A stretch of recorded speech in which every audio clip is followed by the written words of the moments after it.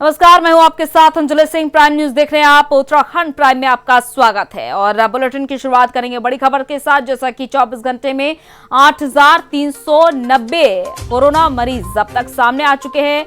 Corona का कहर जारी है और प्रदेश में अब तक 2,38,383 संक्रमित पाए जा चुके हैं और अब तक 118 लोगों की जान जा चुकी है। एक्टिव केस 71,000 के पार पहुंच चुके हैं। तो लगातार कोरोना का कहर जारी है प्रदेश भर में। 1,58,903 मरीज जहां स्वस्थ भी हो चुके हैं, तो वहीं लगातार आंकड़ा भी साथ ही साथ बढ़ता चला जा रहा है। 24 घंटे में 8,390 नए संक्रमित पाए गए हैं उत्तराखंड में और वहीं 24 घंटे में 118 मरीजों की मौत भी हो चुकी है। एक्टिव केसेस की संख्या 71,000 के पार पहुंच चुकी है। वहीं प्रदेश में अब तक 2,38,383 संक्रमित पाए गए हैं। 1,58,903 मरीज स्वस्थ भी हो चुके हैं।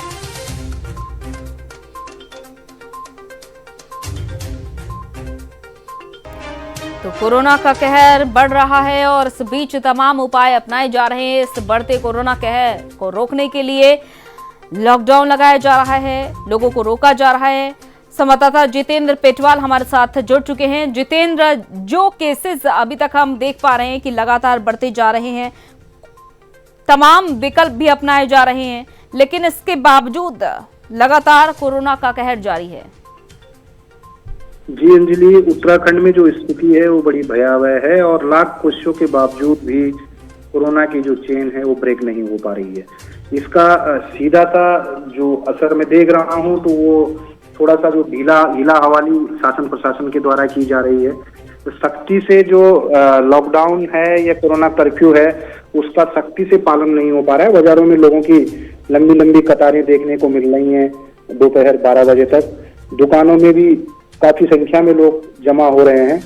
अब जो है प्रदेश को आवश्यकता आन पड़ी है कि कंप्लीट लॉकडाउन की तरफ प्रदेश को ले जाना चाहिए और कई राजनेता इसमें अपनी सहमति भी दे चुके हैं। शासन प्रशासन स्तर पर भी बैठकों का दौर जारी है और संभवतः कुछ दिनों में उत्तराखंड जो है वो कंप्लीट लॉकडाउन की तरफ बढ़ जाएगा और 10 से 15 दिन का कंप्लीट लॉकडाउन, कुछ जोन चिन्हित किए जाएंगे जो हायर सेंसिटिव जोन है, उनमें 10 से 15 दिन का कंप्लीट लॉकडाउन लगने की संभावनाएं हैं। तो कुल मिला के अगर देखें तो उत्तराखंड में जो रफ्तार कोरोना की है वो दिनों दिन बढ़ते जा रहे हैं और प्रदेश में जो संक्रमितों का आंकड़ा है वो नित नए रिकॉर्ड बना रहा है। पूरे प्रदेश की अगर बात करें तो जो उत्तराखंड में आंकड़ा है वो 2,38,383 पहुंच गया है, जो अपने आप में एक बहुत बड़ी संख्या है जनसंख्या के हिसाब से। इस छोटे से राज्य में उसका अगर अनुपात लगाएं तो देश के कई राज्यों को उत्तराखंड पीछे छोड़ चुका है। तो ये बड़ी शोचनीय स्थिति है कि इस पे कैसे लगाम लगाया जाए। बिल्कुल जितेंद्र, आप बने रहिए हमारे साथ। तो कैसे लगाम लगाया जाए कोरोना के बढ़ते केसेस पर, यह भी कोशिश लगातार जारी है। सीएम तीरथ सिंह रावत ने प्लाज्मा दान की भी अपील की है। कोविड संक्रमण से स्वस्थ हो चुके लोगों से प्लाज्मा दान की अपील की है सीएम तीरथ सिंह रावत ने। उन्होंने कहा है कि जो भी लोग कोरोना संक्रमण से स्वस्थ हो चुके हैं वो प्लाज्मा दान करें। 18 से 60 साल का व्यक्ति प्लाज्मा दान कर सकता है। प्लाज्मा दूसरे मरीजों के इलाज में जैसा कि सहायक होता है। प्लाज्मा थेरेपी काफी कारगर सिद्ध हुई थी। इसके चलते एक बार फिर से प्लाज्मा थेरेपी का तरीका अपनाया जा रहा है और प्लाज्मा दान करने की लोगों से अपील की है सीएम तीरथ सिंह रावत ने। कोरोना संक्रमण पर नियंत्रण के लिए राज्य सरकार हर संभव प्रयास कर रही है। मुख्यमंत्री तीरथ सिंह रावत ने कहा है कि कोरोना संक्रमण से ठीक हो चुके लोगों का रक्त प्लाज्मा और अन्य संक्रमित रोगियों के उपचार में सहायक सिद्ध हो रहा है और उन्होंने सभी से यह भी अनुरोध किया है कि अगर कोविड संक्रमण से स्वस्थ हो चुके हैं तो अपना रक्त प्लाज्मा अवश्य दान करें ताकि दूसरों की जान बचाई जा सके और डॉक्टर्स की ओर से भी यही सलाह दी जा रही है। जितेंद्र हमारे संवाददाता हमारे साथ जुड़े हुए हैं। जितेंद्र, प्लाज्मा थेरेपी का जो तरीका था वो पहले भी अपनाया गया था और काफी कारगर भी सिद्ध हुआ था। एक बार फिर से उत्तराखंड में भी ये प्रयास एक बार देखा जा रहा है। जी, मुख्यमंत्री ने प्रदेश की जनता से ये गुजारिश की है कि जो लोग संक्रमित हो चुके हैं और अब स्वास्थ्य लाभ ले रहे हैं, तो वो अगर दूसरों की जान बचाना में सहयोग प्रदान करें तो अच्छी बात है, और वो अपना प्लाज्मा डोनेट करके दूसरों की जान बचा सकते हैं। तो ऐसे में मुख्यमंत्री ने एक अपील की है कि बढ़ चढ़कर इसमें सहभागिता निभाएं, और जो व्यक्ति संक्रमित हो चुके हैं वो दूसरों की जिंदगी को बचाने में अपना एक सहयोग दें। और चिकित्सकों के अनुसार भी जो रक्त प्लाज्मा का दान है वो एक अत्यंत आसान तरीका होता है। 18 से 60 आयु वर्ग का कोई भी व्यक्ति प्लाज्मा डोनेट कर सकता है, और खास बात यह है कि प्लाज्मा दान करने से स्वास्थ्य पर कोई दुष्प्रभाव भी नहीं पड़ता है। जब भी प्लाज्मा डोनेट किया जाता है तो इस बात का विशेष ध्यान रखा जाता है कि 14 दिनों में आपसे किसी भी प्रकार के कोविड के लक्षण तो नहीं है, और साथ ही प्लाज्मा दान करने से पहले चिकित्सक से परामर्श लेना भी आवश्यक होता है। सावधानियां भी उसमें बरतनी होती हैं, लेकिन आसान तरीका है और एक मानवता के नाते भी एक बड़ा अच्छा काम है कि अगर आप किसी की जान बचा पाएं तो इससे बड़ा जो मानव सेवा है वो क्या हो सकती है। वो भी ऐसे कोरोना काल के ऐसे संकट काल में आप अगर किसी की जान को बचाने में अपनी थोड़ी भी सहभागिता निभाते हैं तो ये उस परिवार और उस मरीज के लिए तो जीवन दान ही होगा कि आप उसको एक नया जीवन दे रहे हैं। तो इसी चीजों को देखते हुए मुख्यमंत्री ने खुद भी अपील की है कि जो भी व्यक्ति इस नेक कार्य में अपनी सहभागिता निभाना चाहे वो सामने आए और लोगों की जान बचाए। बिल्कुल। ये देखिए, तमाम जिम्मेदारियां सरकार की ओर से निभाई जा रही हैं, लेकिन कितने लोग फिलहाल आगे आ रहे हैं अभी तक प्लाज्मा दान के लिए, जितेंद्र? जी देखिए, सबसे पहले अभी ये आंकड़ा जुटा पाना तो मुश्किल है, लेकिन जो हमने फील्ड में रह के देखा है तो सबसे पहले उत्तराखंड पुलिस ने इसमें बहुत बड़ी सहभागिता निभाई है, और शुरुआत उत्तराखंड पुलिस से ही हुई। उत्तराखंड पुलिस के कई जवान जो संक्रमित थे उन्होंने विभिन्न मौकों पर अपना प्लाज्मा डोनेट किया है, और अब आम आदमी भी इस ओर आने लगा है। लेकिन इससे पहले सबसे पहले जो पहल उत्तराखंड में की है वो उत्तराखंड पुलिस के जवानों ने की है, और हम तो धन्यवाद देते हैं उन जवानों का जो अपनी ड्यूटी के साथ साथ लोगों की जान बचाने के लिए अपना प्लाज्मा भी डोनेट कर रहे हैं, लोगों की रक्षा भी कर रहे हैं, लोगों को सहायता भी पहुंचा रहे हैं। तो इसमें अगर तारीफ की जाए तो जो असली कोरोना वॉरियर्स अगर कहें तो ये उत्तराखंड पुलिस के जवान हैं जो रात दिन ड्यूटी के बावजूद इस नेक कार्य में भी अपनी सहभागिता दे रहे हैं। बिल्कुल।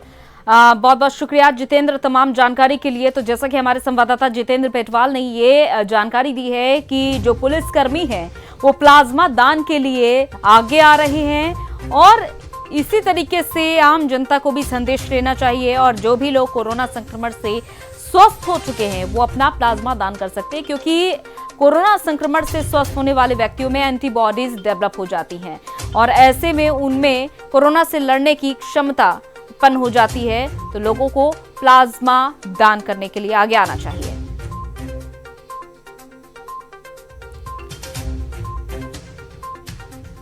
तो सीएम तीरथ सिंह रावत ने प्लाज्मा दान करने की अपील की है लोगों से, और कोविड संक्रमण से जो भी लोग स्वस्थ हो चुके हैं वो आगे आकर प्लाज्मा दान करें, क्योंकि प्लाज्मा थेरेपी जो अपनाई गई थी वो भी बेहतरीन विकल्प था लोगों की जान बचाने के लिए।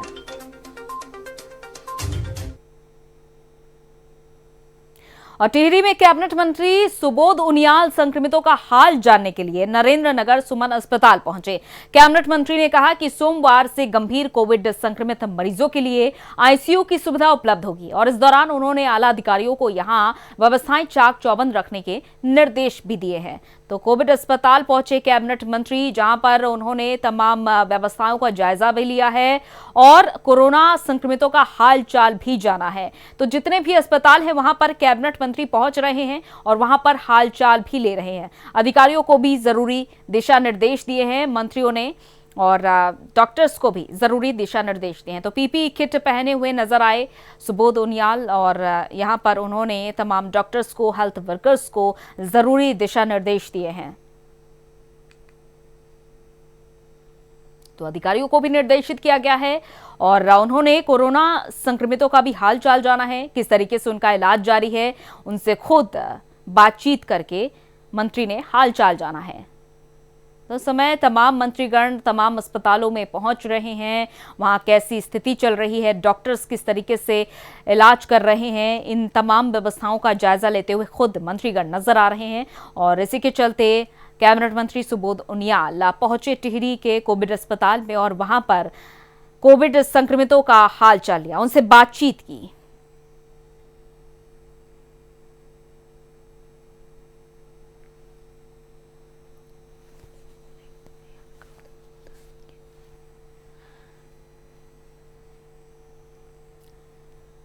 तो कोरोना संक्रमितों का हाल चाल जानने के लिए जिस तरह 10,000 की संख्या हुई, ये बहुत चिंता की बात है, क्योंकि शुरुआत में कर्फ्यू लगाने के बाद लगातार जिस तरह केस बढ़ रहे थे 1,000, 2,000, 3,000, 4,000, 5,000, 6,000, पर कर्फ्यू का ये शुरुआती जो दिखाई दिया दौर में कि उसके बाद 5,000 में आके स्टेबल हो गए थे। लेकिन पिछले 4 दिनों से जिस तरह लगातार संख्या बढ़ती गई, 6,000, फिर 7,000, फिर 8,000 और अब कल जो है 9,600 केसेज आए, ये चिंता की बात है। और मैंने कर्फ्यू में केवल सरकार के प्रयासों से हम इस जंग को नहीं जीत सकते। जब तक जनता में जागरूकता नहीं आएगी, बिना जन सहभागिता के कोविड के खिलाफ जीत नहीं हो सकती। तो आज आवश्यकता है कि आम आदमी इस बात को समझे कि वो स्वयं न केवल अपने लिए खतरा पैदा कर रहा है, अपने बच्चों के लिए, अपने परिवार के लिए, अपने मोहल्ले के लिए, अपने कस्बे के लिए खतरा पैदा कर रहा है। अगर वो भारत सरकार की एडवाइजरी नहीं मान रहा और जबरदस्ती बिना किसी काम के बाहर निकल के घूमने का काम कर रहा है, तो कहीं ना कहीं वो अपने जीवन को खतरे में डालने का काम कर रहा है। अधिकारियों की ओर से भी और मंत्रियों की ओर से कहा जा रहा है कि अगर कोई भी लापरवाही बरत रहा है, सावधानी नहीं बरत रहा है, तो खुद अपना जीवन खतरे में डाल रहा है, क्योंकि सरकार बार बार लोगों से अपील ही कर सकती है, लोगों को जबरदस्ती नहीं कराई जा सकती। तो ऐसे में लोगों को समझना होगा और जागरूक रहकर घरों से निकलना होगा।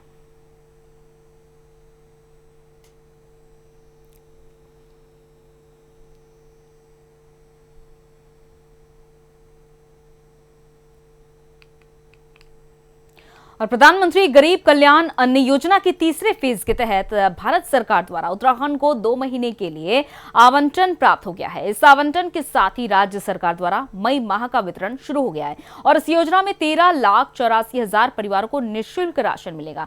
खाद्य और नागरिक आपूर्ति आयुक्त सुशील कुमार ने बताया कि ऐसे प्रवासी जो अन्य राज्यों से उत्तराखंड में कार्य हेतु प्रवास कर रहे हैं और जिनका अपने राज्य में राष्ट्रीय खाद्य सुरक्षा योजना का राशन कार्ड है, वो भी one nation one ration card योजना के अंतर्गत उत्तराखंड में राशन प्राप्त कर सकते हैं। और इसके साथ ही उत्तराखंड के निवासी अगर अन्य राज्य में काम कर रहे हैं तो वो भी one nation one ration card के माध्यम से अन्य राज्यों में लाभ प्राप्त कर सकते हैं। तो पीएम गरीब कल्याण अन्न योजना के तहत लाभ पहुंचाया जा रहा है। करीब 13,84,000 परिवारों को लाभ पहुंचाया जाएगा इस योजना के तहत और गरीब परिवारों को निःशुल्क राशन वितरित किया जाएगा, क्योंकि खास तौर पर देखा जा रहा है इस समय लोग कोरोना महामारी के दौरान घरों से नहीं निकल पा रहे हैं और लॉकडाउन का भी लोगों को सख्ती से पालन करना जरूरी है। तो ऐसे में कई लोगों के सामने मुश्किलें भी हैं। इस वजह से जो 13 लाख गरीब परिवार हैं उन तक राशन पहुंचाए जाने का काम किया जाएगा पीएम गरीब कल्याण अन्न योजना के तहत। 13,84,000 परिवारों को मुफ्त में राशन दिया जाएगा।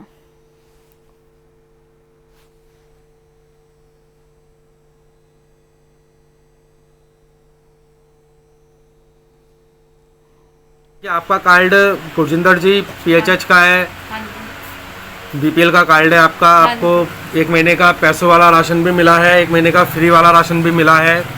तो आपको कैसा महसूस हो रहा है, कैसा एहसास हो रहा है? बहुत अच्छा लगा। 1 महीने का फ्री राशन मिला है, 1 महीने का पैसों वाला मिला है। मोदी जी ने हमारी सपोर्ट करी है, हमें बहुत अच्छा।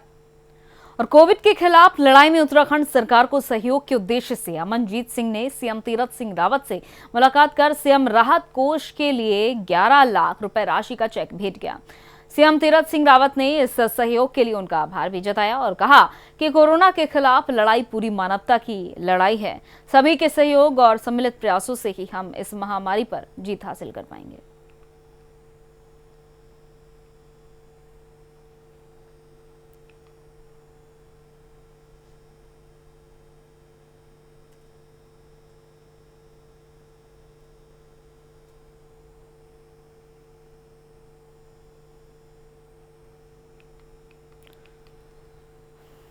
तो सीएम तीरथ सिंह रावत ने आभार जताया है। सीएम राहत कोष के लिए चेक सौंपा गया है। तो अमनजीत सिंह ने जैसा कि 11 लाख का चेक सौंपा है और आभार भी सीएम ने जताया है।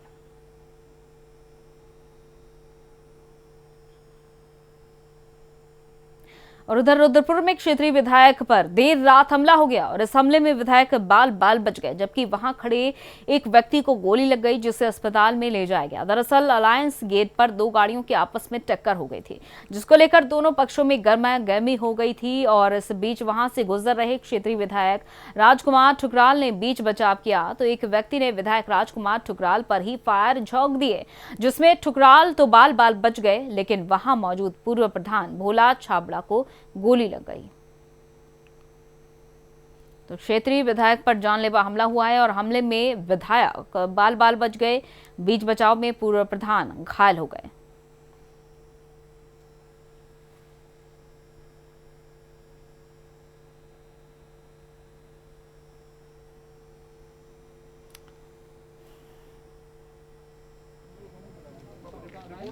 एक गाड़ी में अकेले थे नरेंद्र छाबड़ा, पूर्व ग्राम प्रधान भोला छाबड़ा जी, और दूसरी गाड़ी में किच्छा के पहले तारा सिंह कहलो थे, उनका बेटा तरन सिंह कहलो।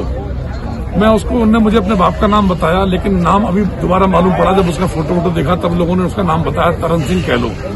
दोनों की गाड़ी की भिड़ंत होगी, हल्का फुल्का उसका नुकसान हुआ होगा। वो उतरा और उसने भोला छाबड़ा जी जहां बैठे हुए थे उनकी गाड़ी का शीशा फोड़ा। अच्छा, गाड़ी का शीशा तोड़ दिया और फिर उनको निकाल के उनकी पिटाई की। तब तक मैं आ गया तो मैंने बीच बचाव किया, धक्का मुक्की करके उसको अलग किया, उसको अलग किया। तो पता नहीं क्या उसके दिमाग में आया, उन्होंने पिस्टल निकाला, विदेशी पिस्टल, विदेशों में भी रहते हैं उनके परिवार के लोग, विदेशी पिस्टल था। मुझे लग रहा मोबाइल निकाल रहा होगा, मुझे उम्मीद थी गोली चला देगा। घटना करके हम देख रहे हैं, विदेश फिल्म भी देख रहे हैं और जो मजरूब है उसे भी मैं गार्डन में जा रहा हूँ। तो वाकया हुआ है, काफी लोगों ने देखा है ना। बेसिकली ये पहले दोनों गाड़ियों का आपस में टक्कर हुई, टक्कर होने पर कहा से मिली कि विधायक जी यहाँ पर पहुंचे है, विधायक जी ने भी बीच का काम किया।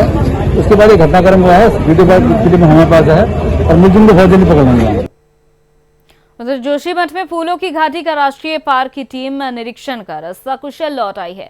आप इन तस्वीरों में जो हम आपको दिखाने वाले हैं देख सकेंगे कि कैसे पार्क कर्मी ग्लेशियर के ऊपर जान जोखिम में डालकर घाटी में पेट्रोलिंग कर वन्य जीव जंतुओं की रक्षा कर रही है। तस्वीरें आपके सामने किस तरीके से फूल की घाटी में निरीक्षण करने के लिए ये पहुंचे और जान जोखिम में डालकर घाटी में पेट्रोलिंग कर वन्य जीव जंतुओं की रक्षा की है। घाटी का निरीक्षण कर लौटी टीम ने बताया कि घाटी के पैदल मार्ग वैली गेट के पास 10 से 20 फीट ऊंचाई के ग्लेशियर मौजूद हैं और हालांकि इस साल एक बार फिर कोरोना महामारी के चलते फूलों की घाटी की यात्रा संचालन पर अभी संशय के बादल हैं, लेकिन पार्क प्रशासन की ओर से वन्य जीव तस्करों की आवाजाही की आशंका को लेकर घाटी का निरीक्षण और चौकसी की जा रही है।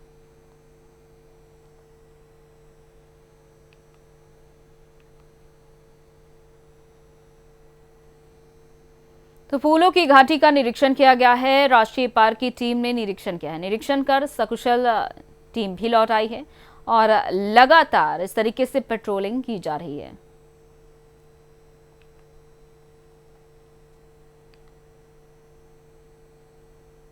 और टिहरी में कोरोना को लेकर प्रशासन अलर्ट मोड पर है। डीएम ने बताया कि कोरोना महामारी से निपटने के लिए प्रयास निरंतर जारी हैं, जिसके तहत सामुदायिक स्वास्थ्य केंद्रों में सैंपल टेस्टिंग किट, लक्षण युक्त व्यक्तियों और आइसोलेशन पर रह रहे व्यक्तियों के लिए दवाई किटों की लगातार आपूर्ति कराई जा रही है।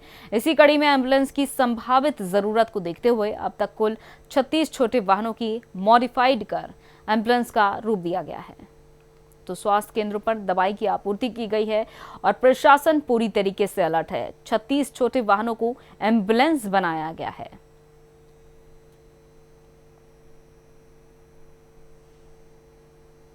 तमाम ऐसी जरूरतों को पूरा किया जा रहा है, चाहे वो दवाइयां हो, एम्बुलेंस की कमी हो, सबको पूरा करने की ये कोशिश है।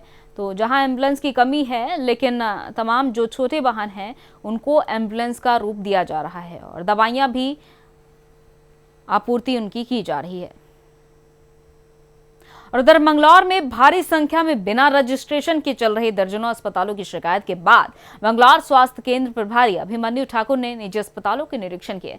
दरअसल पिछले दिनों से अधिकारियों को शिकायत मिल रही थी कि कोविड नियमों की अनदेखी करते हुए कई निजी अस्पताल कोरोना के पेशेंट भर्ती कर उनका इलाज किया जा रहा है, जिसके चलते स्वास्थ्य अधिकारी अभिमन्यु ठाकुर ने सभी निजी अस्पतालों के निरीक्षण किए हैं।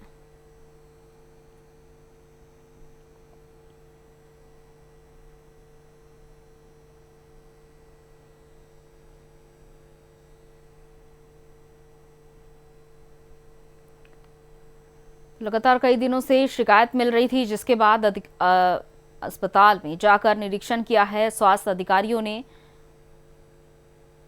और जो भी जरूरी दिशा निर्देश हैं उनका पालन करने को कहा गया है। अस्पताल के खिलाफ कई दिनों से अधिकारियों तक शिकायत पहुंचाई जा रही थी।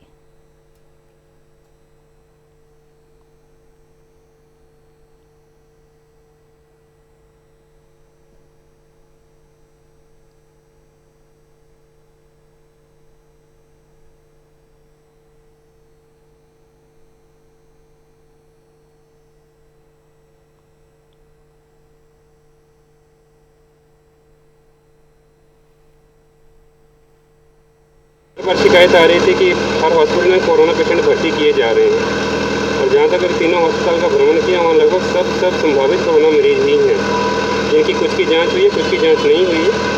बहुत सी कमियाँ हैं, बिना पीपीई किट, बिना प्रोटोकॉल कोविड के पेशेंट को देखा जा रहा है, जिसके लिए इनको अभी आगाह कर दिया गया है, बता दिया गया है कि पूरा कोविड पालन करें और जो मरीज इनको कोविड पॉजिटिव लग रहा है उसको आगे पुनर्वित करें।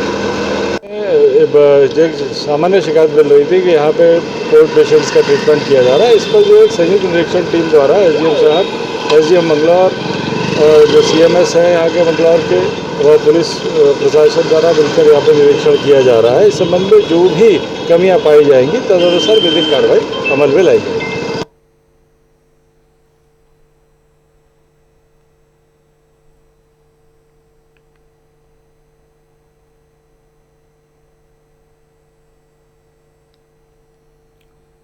तो स्वास्थ्य अधिकारी ने अस्पतालों को निर्देशित किया है और निरीक्षण के दौरान जो जो खामियां पाई गई हैं उसके लिए निर्देशित किया गया है।